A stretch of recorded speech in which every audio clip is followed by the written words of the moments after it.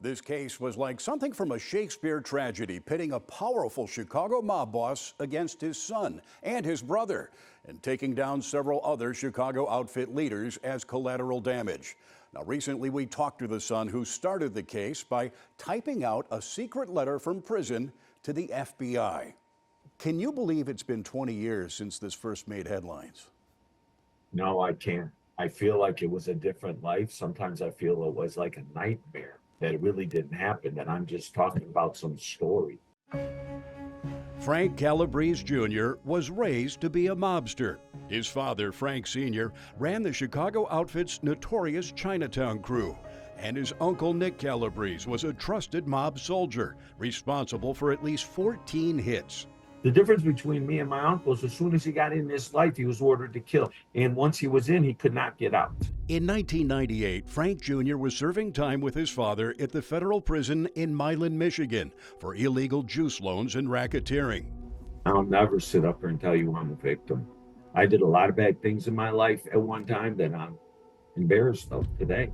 Calabrese says he wanted to turn his life around, but it became clear to him his father had other ideas. And it came to the point where I realized he is never going to let me out of this, and he's never going to let control of me, and I have to do something.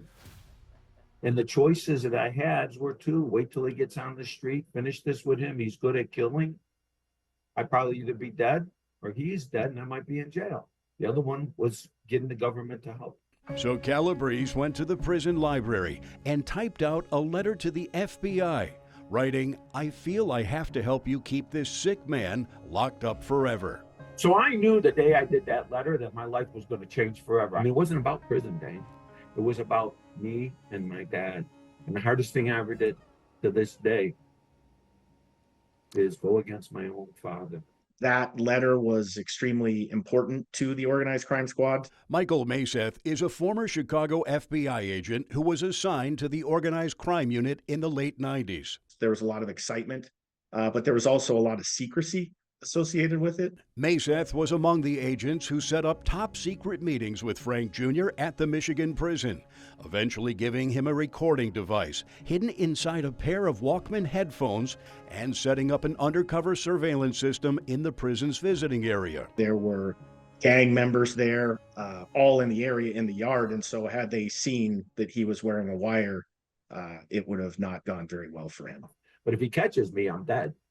And if anybody else catches me in there, I'm dead. In long conversations recorded in the prison yard, Frank Sr. opened up to his son about unsolved mob murders going back decades, including the assassination of mob hitman William Dauber and his wife in 1980, and the car bombing of businessman Michael Cagnoni. I mean, Frank, I wasn't even in that vehicle. I wasn't on that vehicle. The amount of information on those recordings was phenomenal.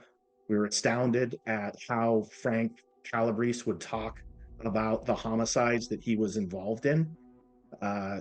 Just the amount of information that he was providing, the detail.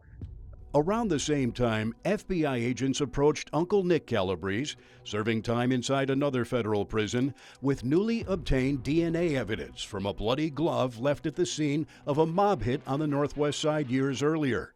Calabrese had killed outfit enforcer John Feccarata, but hurt himself during a struggle for the gun.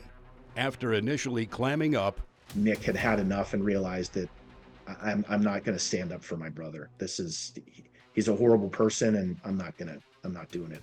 That's when my uncle started cooperating, and he was the one who really took down the whole mob. Telling us about one murder after the next and the members of organized crime that were involved in it. That's when we realized that we had to expand. Our investigation was going to expand 10, 20-fold. Including the infamous execution of mob brothers Anthony and Michael Spilatro, whose bodies were found buried in an Indiana cornfield in 1986. Nick Calabrese had quite a bit of insight about that because he said he was there. Now, 20 years ago this month, the case exploded into the public with sweeping charges against not just Calabrese Sr., but the longtime leaders of several outfit street crews. Tomorrow, we'll revisit that dramatic trial, what happened to the key players, and we'll ask whether the Chicago outfit still has a pulse. Dane Placco, Fox 32 Chicago.